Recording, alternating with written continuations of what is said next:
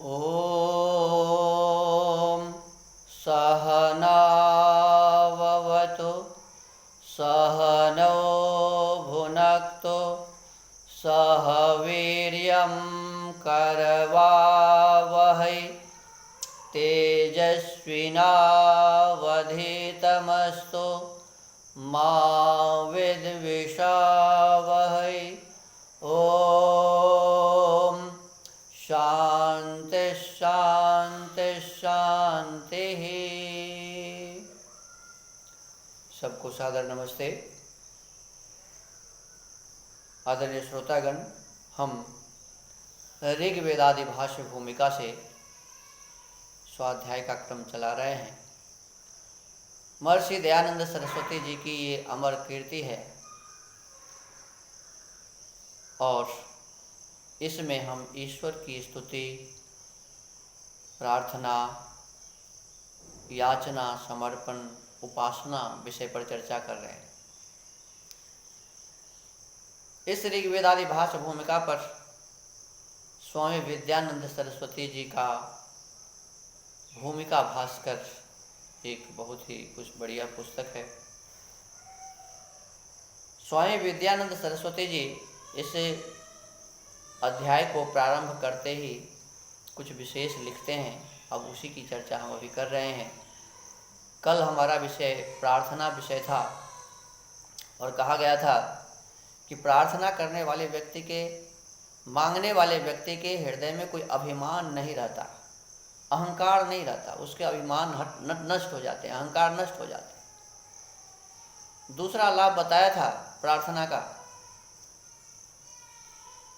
कि जो व्यक्ति मांगता है, जो किसी से याचना करता है, उसके जीवन सरल हो जाते हैं, उनकी आत्मा में आर्द्रता आ जाती है।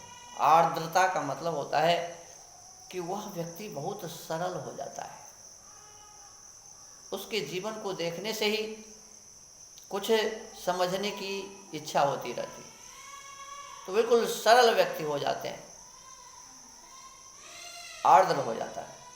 और फिर तीसरा लाभ बताया था, प्रार्थना करने से हम जिनकी प्रार्थना करते हैं, जिससे प्रार्थना करते हैं, उनमें जो गुण होता है उस गुण को धारण करने की इच्छा होती है। तो ऐसे ही जब हम परमात्मा से प्रार्थना करते हैं तो परमात्मा से प्रार्थना करते ही हमारे भीतर के अहंकार नष्ट हो जाते हैं। परमात्मा से प्रार्थना करने वाले व्यक्ति का जीवन बिल्कुल सरल रहता है और परमात्मा से प्रार्थना करने वाले व्यक्ति परमात्मा के एक एक गुण को समझता है और उसको अपने जीवन में धारण करता है। परमात्मा के आदेश को जानता है और उसको अपने जीवन में धारण करता है। तो इस प्रकार का उसका जीवन होता है।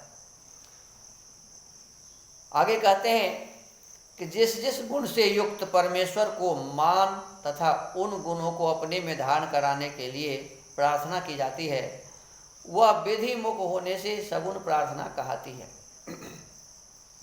परमात्मा में जो गुण है, उस गुण को जब अपने भीतर में हम धारण करते हैं तो यह है परमात्मा की सगुण उपासना। इसी प्रकार जिस जिस दोष अथवा दुर्गुण से ईश्वर को पृथक मानकर अपने को भी उनसे दूर रखने की प्रार्थना की जाती है, वह निषेध मुख होने से निर्गुण प्रार्थना कहती है।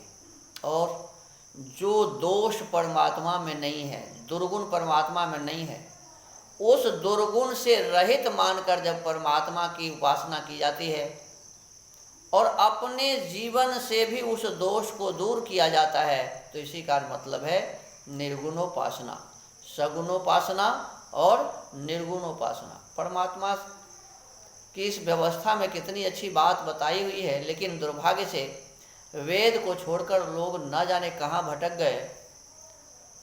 ये जो हमारा आकार है ना, इस आकार को सगुण का मतलब लोग समझते हैं कि आकार वाला, और निर्गुण का मतलब समझते हैं जिसमें आकार नहीं है। निर्गुण और सगुण वो नहीं है, वो तो उसका नाम है साकार और निराकार। तो आकार से सहित आकार वाला साकार, और जिसमें आकार नहीं है वो निराकार। तो इस हिसाब से हमको आपको समझना चाहिए, जानना चाहिए।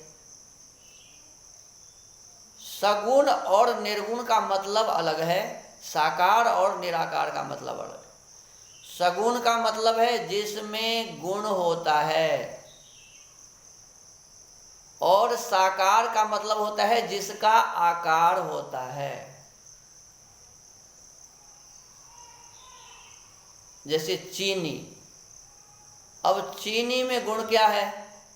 तो चीनी मीठा है, ये मीठापन जो है वो उसका गुण है, और चीनी जो उजला उजला दिख रहा है वो उसका आकार है। तो चीनी साकार है, उसके जो उजले उजले रूप है इसके कारण साकार है, और चीनी में गुण है, वो मीठा है, इसीलिए चीनी गुणवान है। तो गुण अलग चीज है और आकार अलग चीज है। ऐसे ही उस परम ब्रह्म परमेश्वर का तो कोई आकार ही नहीं होता है। इसीलिए जब उसको हम कहते हैं ओम निराकारः,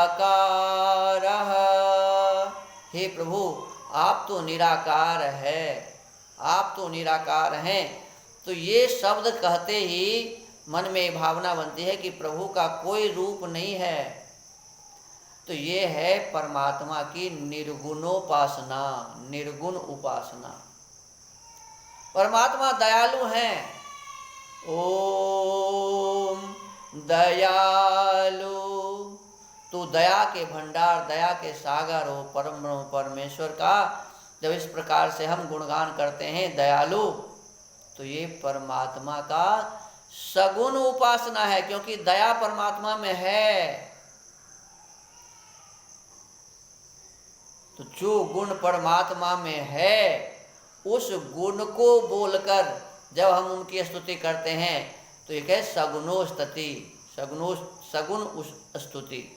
और जो गुण परमात्मा में नहीं है, जो दोष परमात्मा में नहीं है, जब उसको बोलकर हम करते हैं तो ये है निर्गुणो प्रार्थना, निर्गुणो उपासना, निर्गुणो स्तुति। तो हमको आपको इस बात का बहुत ध्यान रखना चाहिए। कहते हैं जो दुर्गुण परमात्मा में नहीं है, उस दुर्गुण से ईश्वर को पृथक मानकर अपने को भी उनसे दूर रखने की प्रार्थना की जाती है। वह निषेध मुख होने से निर्गुण प्रार्थना कहती है। एक है विधि मुख, जिसका विधान किया गया है वो है विधि मुख, और यह निषेध मुख जो मना किया गया है, ये निषेध मुख। इस प्रकार शुभ गुणों को ग्रहण करने की प्रार्थना सगुण प्रार्थना, और दोषों से छुड़ाने के लिए ईश्वर की सहायता चाहना निर्गुण प्रार्थना कहती है। जो जिस बात की प्रार्थना करे उसे उसकी प्राप्ति के लिए प्रयत्न भी करना चाहिए। परमात्मा से जिस प्रकार की हम प्रार्थना करते हैं उस प्रकार का हमें कर्म करना पड़ेगा, तभी वो चीज़ हमें प्राप्त होगा। पानी तैरने में उसी की सहायता करता है जो स्वयं हाथ पैर मारता है। अब पानी को हम कहेंगे कि तुम हमको पार कर दो, तो पानी में सहायता कब मिलेगी? जब हम हाथ पैर चलाएंगे। इसी प्रकार पुरुषार्थ के साथ साथ की गई प्रार्थना ही सफल होती है। हमारे शरीर मिला ही है पुरुषार्थ करने के लिए, धर्म अर्थ काम और मोक्ष प्राप्त करने के लिए शरीर मिला है। तो कभी हमें निठल्ले नहीं बैठना चाहिए। परमात्मा से प्रार्थना करते हुए हमें पुरुषार्थ भी करनी चाहिए। सृष्टि में जितने भी प्राणी अथवा अप्राणी हैं वे सब अपने अपने सामर्थ्य अनुसार कर्म में प्रवृत्त हैं। जिस प्रकार लोक में पुरुषार्थ करते हुए व्यक्ति की ही दूसरे लोग सहायता करते हैं, वैसे ही परमेश्वर भी पुरुषार्थी मनुष्य की प्रार्थना स्वीकार करता है। जैसे गांव में देखा जाता है, एक कहीं बहुत बड़ा बोझ रखा हुआ है, वहाँ एक आदमी खड़ा है, वह बार बार उसको उठाता है लेकिन उठ नहीं रहा है। बगल से जाने वाला व्यक्ति जब देखता है तो उसके मन में होता है कि ये व्यक्ति प्रयास कर रहा है और उठ नहीं रहा है, चलो थोड़ा सा हाथ लगा देते हैं, और उसकी सहायता करके उसके उस बोझ को सर पर रख देता है। तो सहायता कब किया? जब देखा कि ये उठा रहा है लेकिन इससे उठ नहीं रहा है। लेकिन कोई व्यक्ति बहुत देर से वहाँ खड़ा है, लोग आते हैं और जाते हैं, बस कोई भी उसके सहयोग के लिए आगे नहीं आता है। क्योंकि उसके मन में है कि भाई ये तो ऐसे ही खड़ा है, किसी कारण से खड़ा होगा। तो जो स्वयं मेहनत करता है, दूसरा उसी की सहायता करता है, प्रयास करता है, लोग उसी की सहायता करते हैं। ठीक ऐसे ही वह परम ब्रह्म परमेश्वर भी हमारी सहायता तब करते हैं जब हम खुद प्रयास करते हैं। पुरुषार्थी मनुष्य की प्रार्थना स्वीकार करता और यथोचित सहायता देता है। जो प्रार्थना भर करके आलसी होकर परमेश्वर के सहारे बैठा रहता है कि प्रभु ये काम कर देंगे, वह बैठा ही रह जाता है। और जो प्रार्थना के साथ साथ प्रयत्न भी करता है, वह देर सवेर अपने लक्ष्य को प्राप्त कर लेता है। किंतु सत्कर्म में ही परमेश्वर की सहायता मिलती है। देखिए आजकल क्या होता है, लोग मंत्र का जाप करवाते हैं। क्यों? हे प्रभु मैं जीत जाऊं और फलाना हार जाए। परमात्मा ऐसी प्रार्थना किसी का भी स्वीकार नहीं करते। हमारा अच्छा हो जाए और दूसरों का बुरा हो जाए, इस प्रकार की प्रार्थना परमात्मा स्वीकार नहीं करते। कहते हैं परमात्मा वही प्रार्थना स्वीकार करते हैं जो सत्य कर्म से युक्त होता है। सत्कर्म में ही परमेश्वर की सहायता मिलती है। परमेश्वर सबकी भलाई चाहता है, इसलिए किसी दुष्कर्म में सफल होने की इच्छा से की गई प्रार्थना में ईश्वरीय सहायता मिलने का प्रश्न ही नहीं उठता। हम गलत काम करें और प्रार्थना से परमात्मा से प्रार्थना करें कि बहु हम इस काम में सफल हो जाएं, तो परमात्मा ऐसी प्रार्थना नहीं स्वीकार करते। परस्पर बैर भाव रखने वाले दो व्यक्ति यदि एक दूसरे के अहित की कामना से प्रार्थना करें, अभी मैं बताया आज दो नेता खड़ा हो रहा है, भावना क्या है? ये मन में बैर है कि वह हार जाए और मैं जीत जाऊं। दोनों के मन में यही भाव है और दोनों भगवान के पास जाता है प्रार्थना के लिए, भगवान मैं सफल हो जाऊं और वो हार जाए। दो व्यक्ति यदि एक दूसरे के अहित की कामना से प्रार्थना करें तो दोनों की प्रार्थना सुनने का अर्थ होगा दोनों का अहित। सब तो यही चाहता है ना, वो भी हार जाए वो भी हार जाए, तो परमात्मा दोनों को हरा दे। ऐसी हानिकर प्रार्थनाएं ईश्वर कभी नहीं सुनता। पुरुषार्थ पूर्वक शुभ कर्मों में सफलता के लिए की गई प्रार्थना ही स्वीकार हो सकती है। कौन सफल होता है? जो मेहनत करता है, परिश्रम करता है, हर जगह जाता है, खूब लोगों से बातचीत करता है, लोगों को समझाता है, और जो इस बात में अधिक कर लेता है वो सफल हो जाता है। साधारणतया प्रार्थना और याचना पर्यायवाची शब्द माने जाते हैं। इस प्रकार यहाँ दोनों का एक साथ उल्लेख होने से पुनरावृत्ति दोष की प्रतीति होती है, किंतु महर्षि दयानंद जैसे आप्त पुरुष के कथन में वह निष्प्रयोजन नहीं हो सकती। बस तो प्रार्थना और याचना में अंतर है। कहते हैं प्रार्थना एक अलग विषय है और याचना एक अलग विषय है। हम ये न समझें कि जो प्रार्थना है वही याचना है।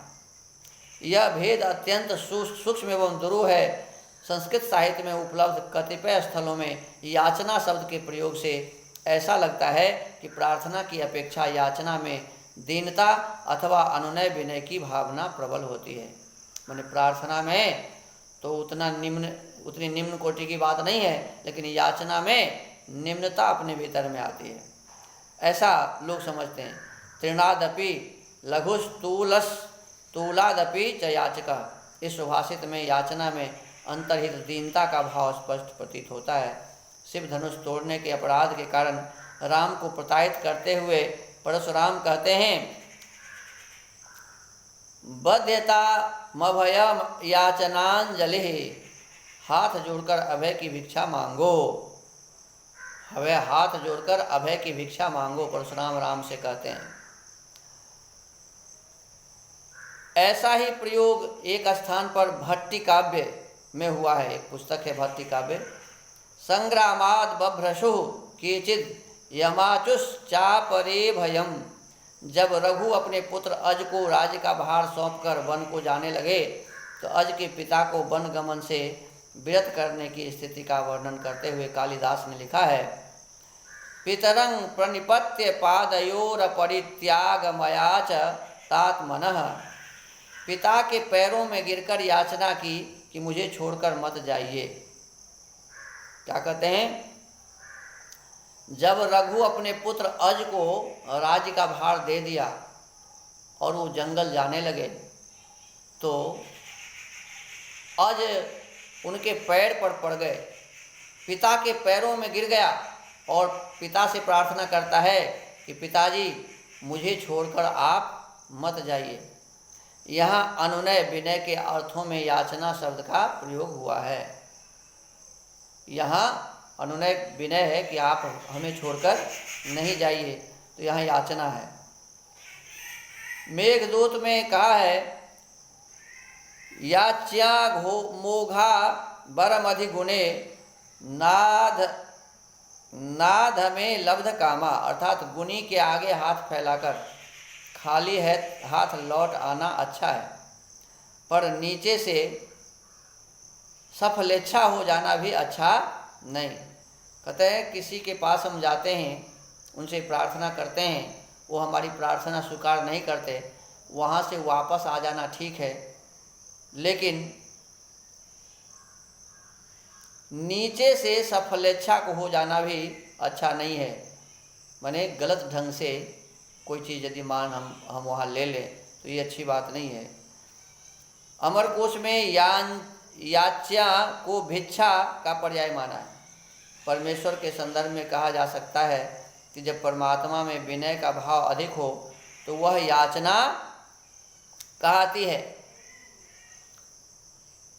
ब्रह्मांड की विशालता से अभिभूत होकर जब कोई उसके सृष्टा परमेश्वर की महानता के सामने अपनी तुच्छता को अनुभव करता है तो व्याकुल होकर कह उठता है कृत्वः समः दीनता प्रतीपं जगमाशुचे मृड़ा सुक्षत्र मृड़य। हे सर्वशक्तिमान, दीनता के कारण मैं अपने कर्तव्य से विचलित हो गया हूँ, इस कारण मैं दुखी हूँ। व्यक्ति अपने आप में अनुभव करता है कि मैं दुखी क्यों हूँ, तो कहते हैं दीनता के कारण मैं अपने कर्तव्य से विचलित हूँ। जो मेरा कर्म है मैं उस कर्म से अलग हो गया हूँ, इस कारण मैं दुखी हूँ। मुझ पर दया कीजिए, दया कीजिए। यह याचना की भाषा है। देखिए याचना क्या है। याचना का मतलब इसमें समझाते हैं कि जब कोई व्यक्ति परमात्मा से प्रार्थना करता है, हे प्रभु मुझ में कमजोरी हो गई है, मैं दीन हो गया हूँ और दीन हो गया हूँ इसीलिए काम नहीं कर पा रहा हूँ, जो काम मुझे करना चाहिए, जो कर्तव्य मेरा था मैं उस कर्तव्य से हट गया और इससे मुझे दुख हो रहा है। कहते हैं प्रभु मुझ पर दया कीजिए। अब ये जो भाव है इसका नाम है याचना। व्यक्ति जब बीमार हो जाता है और बीमार होने पर जब उसके शरीर काम नहीं करते तो जिस प्रकार से उसे उपासना करनी चाहिए वो नहीं कर पाता है, और उस समय जब रोगी ये याचना करता है, ये प्रार्थना करता है प्रभु मेरे हाथ काम नहीं कर रहे हैं, मेरे शरीर काम नहीं कर रहे हैं, मैं बीमार हो गया हूँ, आपकी हम प्रार्थना उपासना अभी ठीक से नहीं कर पा रहे हैं और इससे हमें भीतर में दुख हो रहा है, कष्ट हो रहा है। प्रभु ऐसी कृपा कीजिए, ऐसी कृपा कीजिए कि मेरे दुख दूर हों। तो इस प्रार्थना को याचना कहा है। ऐसे प्रार्थना को इसमें याचना कहा है।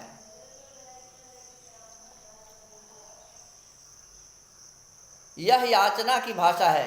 किन्हीं के मत में अभ्युदय सिद्धि अर्थात ऐहिक जीवन की सुख सुविधा के उपकरणों, अन्न वस्त्र आदि की मांग करने को याचना और निःश्रेयस की सिद्धि के लिए भावनात्मक तत्वों, ज्ञान ध्यान पवित्रता आदि की मांग करने को प्रार्थना कहा जा सकता है। कई लोग ऐसे हैं जो अन्न मांगते हैं, वस्त्र मांगते हैं, धन मांगते हैं, तो इस मांग का नाम याचना कहते हैं। और परमपिता परमात्मा की प्राप्ति की बात जब करते हैं, निःश्रेयस सिद्धि की बात करते हैं, तो इस भावना से किए गए काम जो है ज्ञान ध्यान पवित्रता ये सब जो है सो कहते हैं इसकी मांग करने को प्रार्थना कहा जा सकता है। समर्पण और ईश्वर परिधान पर्यायवाची है। परिधान का तात्पर्य है अपने आप को और अपने द्वारा किए जाने वाले कार्यों को सर्वात्मना प्रभु के अर्पण कर देना। उपासक द्वारा अपने उपासकों प्रकृष्ट व प्रवण रूप से ईश्वर में निहित कर देना, यह भाव परिधान पद से स्वतः अभिव्यक्त होता है। जब मनुष्य प्रत्येक कार्य परमात्मा में समर्पण भावना से संपन्न करता है तो उसमें स्वार्थ, पक्षपात व लोभ आदि की भावना नहीं उभरने पाती। इस प्रकार के अनुष्ठान से चित्त बाह्य व्यवहार में लिप्त नहीं होता और भगवान के प्रति भक्ति का उद्रेक जागृत होता है। काम तो वापि यत् करोमि शुभाशुभम तत्सर्वं त्वयि संन्यस्तं त्वत्प्रयुक्तः करोम्यहम। समस्त कार्य को मानो हृदयस्थ परमेश्वर के द्वारा प्रेरित होकर कर रहा हूँ। दिन रात प्रतिक्षण ऐसा अनुभव करना ईश्वरार्थ कर्मार्पण है। ईश्वर परिधान के संबंध में योग दर्शन में व्यास मुनि लिखते हैं, ईश्वर परिधानं तस्मिन् परम गुरु सर्व कर्मार्पणं तत्फल संन्यासो वा। जब मनुष्य यह अनुभव करता हुआ कि मुझे जो कुछ मिला है, शरीर, बुद्धि, मन, इंद्रियां, आध्यात्मिक तथा सांसारिक ऐश्वर्य, यह सब परमेश्वर की कृपा से मिला है। जब ऐसा अनुभव करता है कि भाई जो कुछ भी मेरे पास है मेरा नहीं है, मेरा ये शरीर उसी का है, मेरी ये बुद्धि उसी की है, मेरा ये मन उसी का है, उसी ने बनाया है। यह इंद्रियें, 5 ज्ञानेंद्रिय और 5 कर्मेंद्रिय, आध्यात्मिक तथा सांसारिक और ऐश्वर्य जितने भी मुझे प्राप्त है, ये सभी उसी परम ब्रह्म परमेश्वर का दिया हुआ है, मेरा कुछ भी नहीं है। यह सब परमेश्वर की कृपा से मिला है। यह मेरा नहीं, इदन्न मम।